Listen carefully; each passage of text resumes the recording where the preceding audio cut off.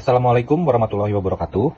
Perkenalkan, saya Andri Pranata, peserta Latsar Angkatan 7 tahun 2025. Presentasi ini merupakan bagian dari pengerjaan tugas Agenda 1 Latsar, yaitu analisis efektivitas kinerja mengenai tupoksi masing-masing. Sebagai landasan kerja, analis hukum berpedoman pada dua peraturan utama. Pertama, Peraturan Menteri Hukum dan HAM Nomor 16 Tahun 2022 tentang petunjuk teknis jabatan fungsional analis hukum.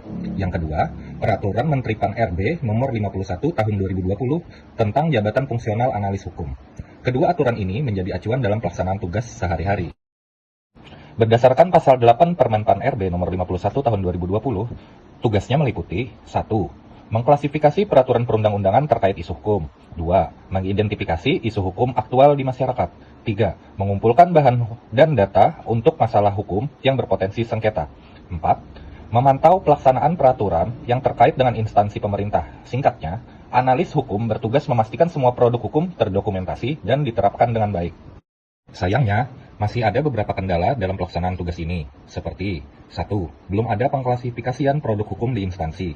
2. Peraturan daerah belum optimal diikuti dengan peraturan turunan. 3. Belum ada telaahan masalah hukum yang berpotensi sengketa. 4. Data hukum belum terklasifikasi dengan baik. 5. Tidak ada penyimpanan digital yang terpadu untuk produk hukum.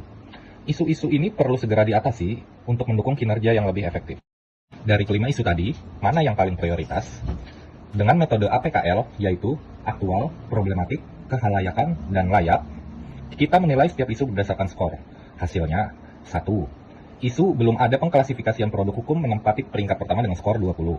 2. Isu peraturan turunan yang belum optimal di peringkat kedua dengan skor 18. Artinya, kedua isu ini harus segera jadi fokus penyelesaian pertama.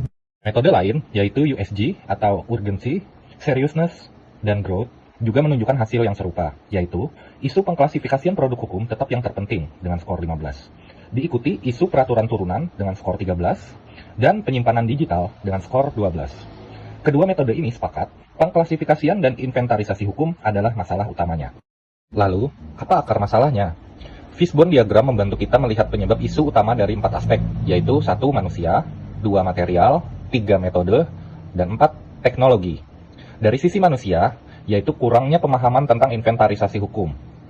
Dari sisi material, tidak adanya format standar terkait inventarisasi hukum. Yang ketiga, dari sisi metode, belum ada SOP atau database yang terintegrasi.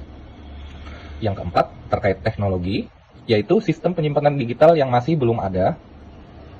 Dari sini, solusi bisa dirancang untuk menyasar akar masalah tersebut. Solusi yang bisa dilakukan.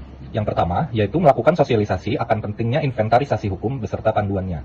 Yang kedua, membuat template standar untuk memudahkan inventarisir produk hukum.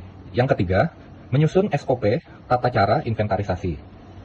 Dan yang keempat, mendigitalisasi dengan tools sederhana seperti Google Drive atau Spreadsheet.